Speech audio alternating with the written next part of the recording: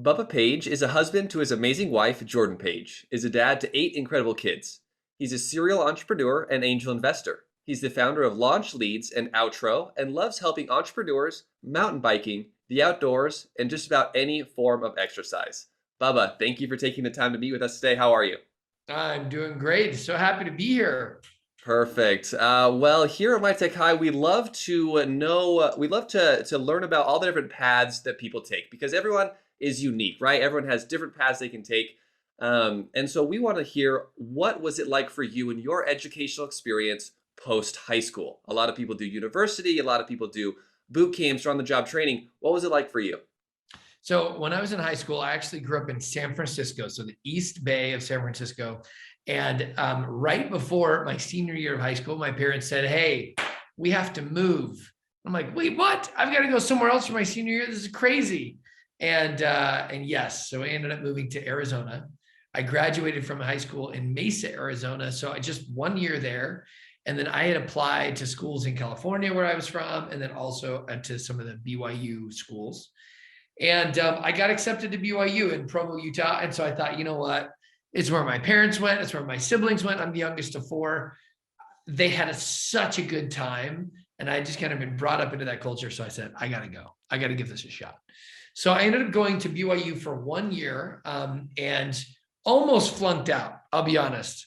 It was so much fun to go to college and be on your own and do your thing. And I love volleyball. It's one of my favorite things. I was playing volleyball every day. I was snowboarding during the winter almost every day of the week. I mean, it was just insane. But I did not necessarily take school very seriously. So what ended up happening is I got the warning of like, hey, you're almost gonna fail and get out of here. And I was like, okay, hold on. I can't not go to the school. I need to make sure I do it. I was able to get a call to go on a 2-year volunteer mission for the Mormon Church, the Church of Jesus Christ of Latter-day Saints. And I ended up serving in southern Brazil. So I went down there. Now, if any of you guys know about the Mormon missionaries, they have the black name tags, they got the white shirt and ties. And what's crazy is that we volunteered to go. So I had to pay out of my own pocket to go and serve other people in Brazil and spend 2 years of my life helping. And I absolutely loved it. It was probably one of the best experiences ever. So see this thing right here? This is like a little token that I got back from Brazil. It's like a statue they have in Rio Grande do Sul, which is like one of those cities way down in Porto Alegre. And it was seriously one of those things that changed my life. I learned so many skills, so many things that helped me learn how to work hard, how to not flunk out of school, how to learn another language because I had to speak Portuguese, and then really how to follow a schedule, set goals, follow through. It was, people say you leave as a boy and you come back a man. And I'll be honest, I feel like that was totally the case. When I did come home from Brazil after those 2 years, I went back to BYU. I feel like I was a different person. I really took care of my studies, did pretty dang well the rest of my stint there at BYU, and even got involved with my first company as a student. Okay, so huge tip. Anybody that's listening and you're in high school, when you start a company, or if you're thinking about starting a company, go get help.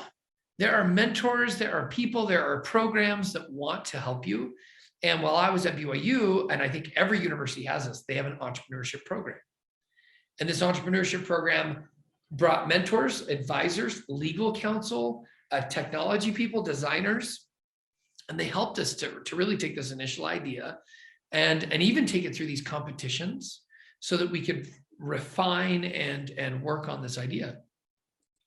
2 years later, after I had traveled the country, 22 trips in 2 years, so it was almost one a month, which was awesome because the company paid for it as we were trying to work on this business. I learned a ton. I was able to really hone in on, okay, I know entrepreneurship is for me. Like I didn't know that before. I did before that job. I had a couple like jobs in retail, helping at Nordic Track Store. I had sold things before in the past, so sales was kind of in my background. That was as a partner in this company, that was kind of my zone of genius, was the sales front. And then I ended up selling my ownership to my other partners and moved on to go get a couple more jobs. And this was interesting. So my first company I ended up selling, I got $25,000 in cash, and I got $25,000 worth of product as my payout, since they didn't have enough cash to actually pay me all 50 grand. But my money into it was only $5,000. That was my investment. And I didn't even do it. It was my parents. My parents lent me the money. And they probably thought that money was just going down the toilet like that. They were just like giving it to me as a gift. They didn't say that. And so when I ended up selling and getting that 50 grand back, I ended up paying my parents back plus interest, plus, to be able to help compensate them for loaning me that money. And I bought my first home with that money, a down payment, my wedding ring. I was engaged at the time. I bought my wedding ring with that. Paid off any of my school debts that I had. And it was a miracle.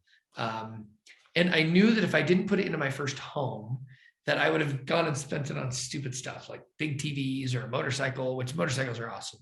But, I would have spent it on all kinds of stuff. So put it into my first home, which ended up being where my wife and I lived for the first 5 years of marriage. And then I kept it for another 5 years as a rental and sold it for a profit after that. So anyway, all things happen for a reason.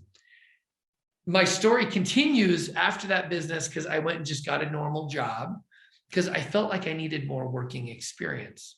I hadn't really had jobs before, and I felt like I needed to learn how to manage people or how people would manage me, learn different industries, see if there was a certain place I wanted to go.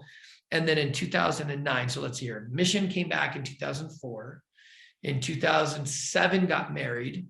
In 2009, started my very first company that I did on my own, no funding, no partners, no nothing, and started that business. And it was called Launch Leads. It was an outsourced sales company, ran it for 11 years and sold it in 2020. Wow. Kind of crazy. That is kind of crazy. So that first one that you were talking about where you got the loan from your parents for $5,000, you were doing that all while still in college? Full-time student. Oh my goodness, that's incredible. Yeah, That's full-time so student. cool. Yeah, it was cool. I mean, we ended up traveling the country to sell. So it was an office furniture company.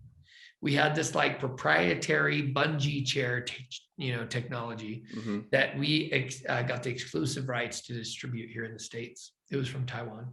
Wow. And because 4 of the guys of the partners, 4 of them had served their missions in Taiwan. And so they had connections out there. And all while we were full-time students. That's really cool. That's a lot to juggle. I'm impressed, especially because if you're trying to play volleyball every day and do all sorts of other things. No, you have to. How do you balance? Actually wearing a shirt. That says there you go. Nice. Volleyball. This is an app that I've invested in and I've absolutely loved it. So it's kind of fun. That's fun. I guess just on that note, kind of, what advice would you give a little bit to students who are trying to balance school and social and hobbies and maybe starting their own business? How did you balance it? Or what advice looking back would you give? Yeah, I think, the very first company that I did in college, I was single at the time. And so I think that helped a lot of not having a family responsibilities, not having a mortgage responsibility, that kind of stuff, at least for that very first go. But you can still do it having all those things too. For me, it was all about time and use of my time. How much time today are you playing video games? Or how much time today are you reading a novel? How much time today, which there's nothing wrong with any of those things, but like, how much time are you doing certain hobbies? Or are you spending time with people that maybe aren't the people you want to spend time with, but you do anyway? And so it was all about sacrifice and what that meant for my end goal. So while as a student, I wasn't a 4.0 student. So that was part of my sacrifice. I knew that I wasn't going to be 4.0. I also knew that I wasn't going to go to med school, and I probably wasn't going to go to law school. And so I didn't need that type of those types of grades.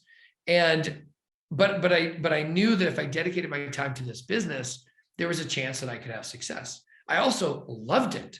So when you're doing something that you love, it doesn't feel like work. And I think that's a key piece that, like, any of you students out there, all of you guys can start businesses. Every single one of you guys who's listening can start a business today and you can make it work. For example, my 12-year-old son comes to me and says, "Dad, I want to start a company. I want to be an entrepreneur." I'm like, "Great. I love that." gives you the flexibility, the autonomy, you can do whatever you want with it. You can be as successful or as not, it's up to you. And I said, what are some ideas that you have? And he said, well, I was thinking about like snow removal. I was thinking about maybe I could, what do you say, lawn care. I'm like, okay, those are good, but do you have all the equipment you would need to do that? Like how much of an investment do you need to pay for all those things? How much can you charge? And we were walking through the kind of the cost benefit analysis. And it came down to, we have 2 dogs, and they're big dogs, 100-pound dogs, Bernese Mountain Dogs. And I'm like, Hutch, what's one thing that you know how to do really well? And he's like, well, I know how to walk dogs. I was like, what if you start a dog walking business? He's like, walking dogs? I'm like, no, seriously. There are people that will pay you to walk their dogs. And I'm like, okay, let's do the math. Okay, students, pay attention, because it took my son a little bit to get this. And this just, I'm doing this example so I can help you to think about anything, any idea that you have, think about how this works. So a dog walking business, what is the investment you have to put into it? Well, you have to have leashes.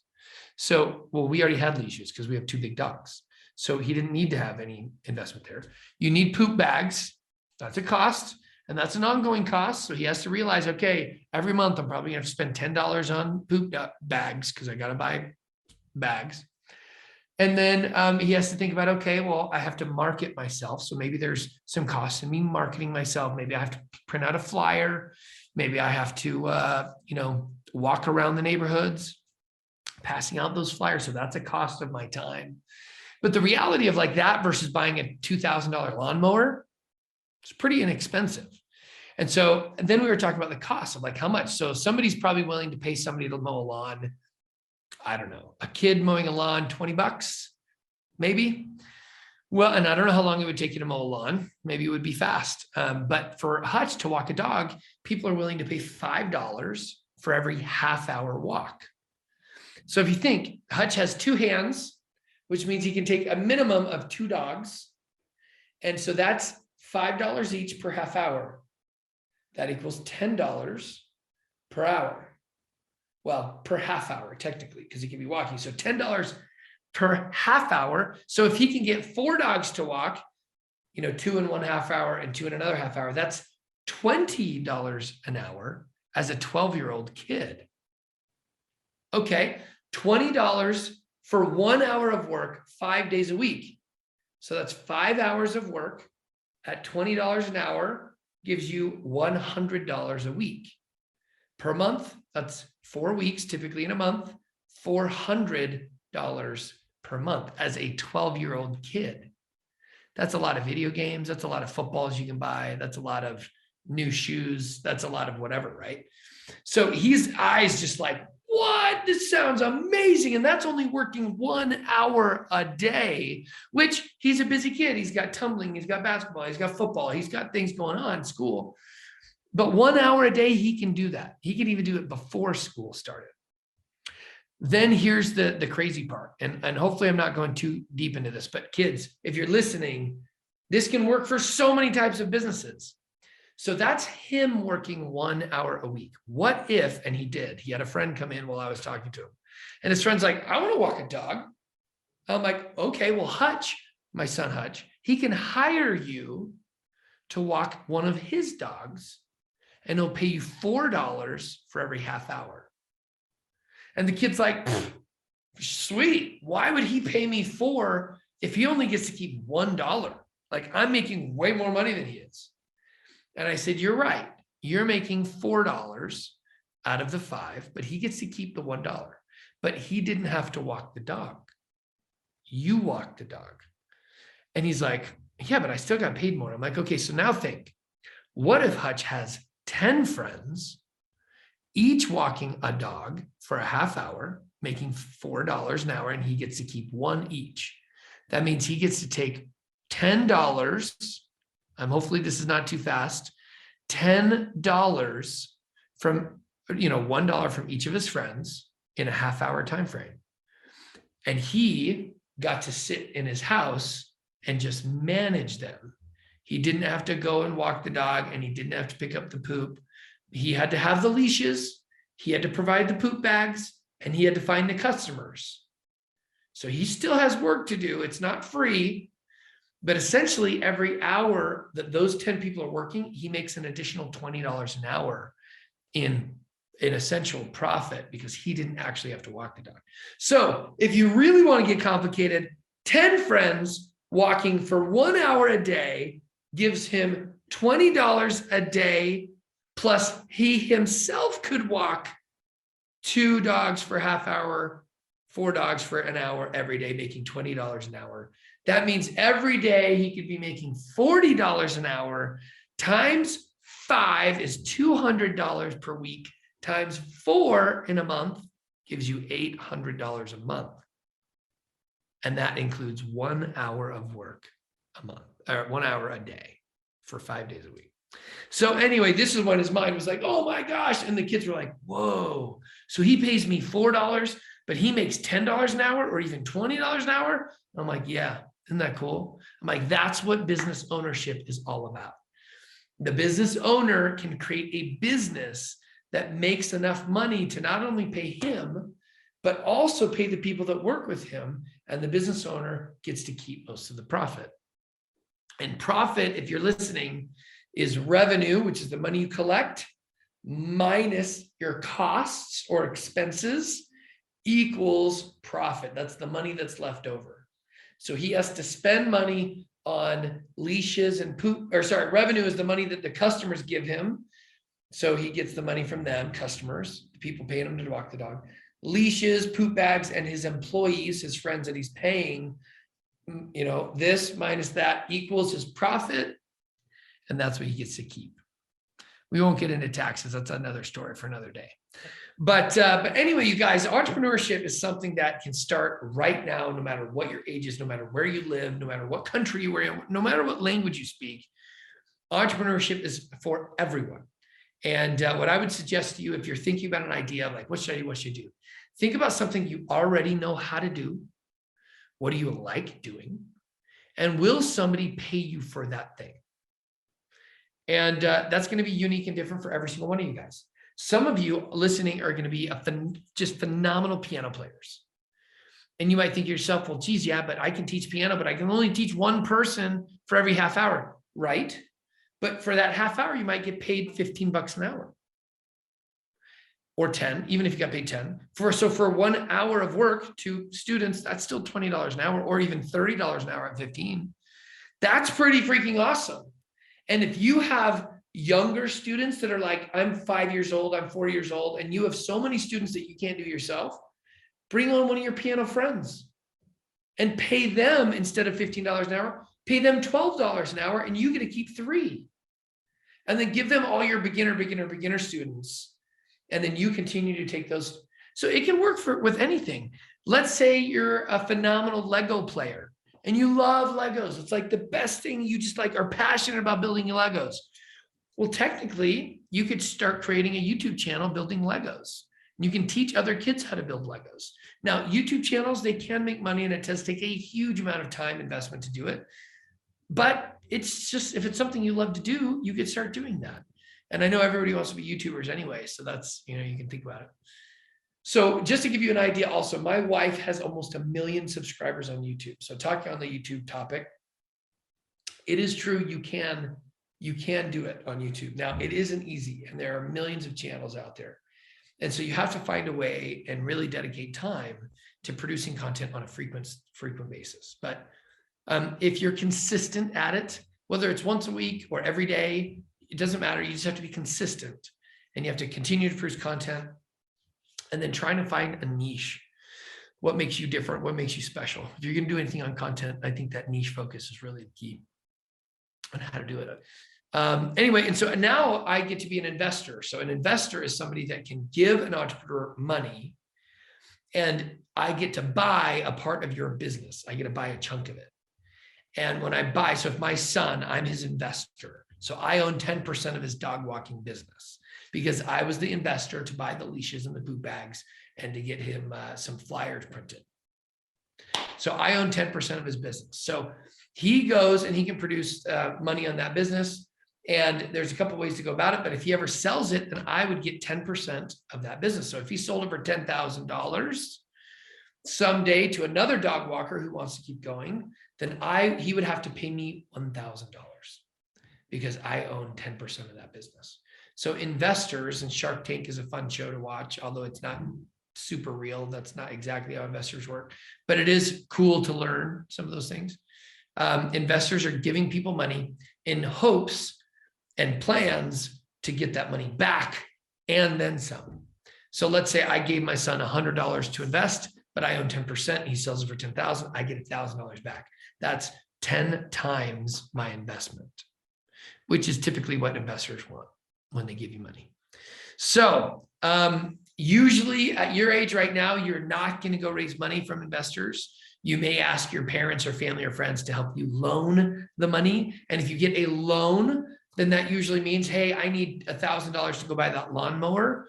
Well, that means you're going to pay them back that $1,000 plus interest. So you may have to pay them back $1,100 over a 6-month time frame or whatever in order to pay that money back. But as soon as you pay that money back plus the interest is a percentage of that money each month, then they are able to, you can say goodbye. I now own this lawnmower, but you had to pay them $100 more than maybe what it cost.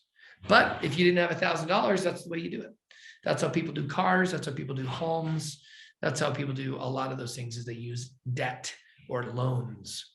And it's a good thing to talk to your parents about debt and loans, because they should be able to teach you a lot more than maybe we have in just this little time frame. But all right, this was School of Bubba. And I hope you learned something, you guys. There's so much more we could talk about, because I just love entrepreneurship. And as a student right now, you have opportunities up the wazoo. And one of the key things I'm gonna leave you with, people want to help you. If you are a student entrepreneur, you are light years ahead of other people like me. If I were to go outside and say, hey, I'm selling lemonade, people are going to drive by and be like, who's that dad that's like trying to sell lemonade? I don't want to buy lemonade from a dad. But if you're a cute kid who's out there selling lemonade, or you're saying, I want to wash windows, or I want to walk your dogs, people are like, you know what? I want to help that kid. I want to support that kid. So yes, here's my $20. Go mow my lawn or walk my dog or whatever it is. People want to help you. They'll give you mentorship. They'll give you ideas. They'll help you solve problems. If you're stuck and you're not sure what to do, they'll help you with ideas. And right now, as a student, whether you're in high school or in college, like, that time as a student is invaluable, because you have resources upon resources. Whereas when you're not a student, nobody wants to help you. Very few people want to help you. For whatever reason, students just get massive help, and it's a pretty cool way to go. All right, I've just been talking forever. Well, perfect, okay, Bubba. That was incredible. Those examples, so clear and easy to follow and understand. That was magnificent. Thank you for that. Entrepreneurial School by Bubba Page. I appreciate it. Bubba, I do want to give you a quick moment to give any plugs. Where can our viewers follow you, or your wife, or do you have any call to actions, anything like that? Absolutely. So I think if anybody wants to get connected with me, LinkedIn. And I know high school students, you're probably like, LinkedIn, that's like where my dad is. But seriously, LinkedIn is still the absolute. It is the TikTok, Facebook. It is the Instagram. It is the Snapchat for business. So it is the social media platform where business happens, and you all need a profile there.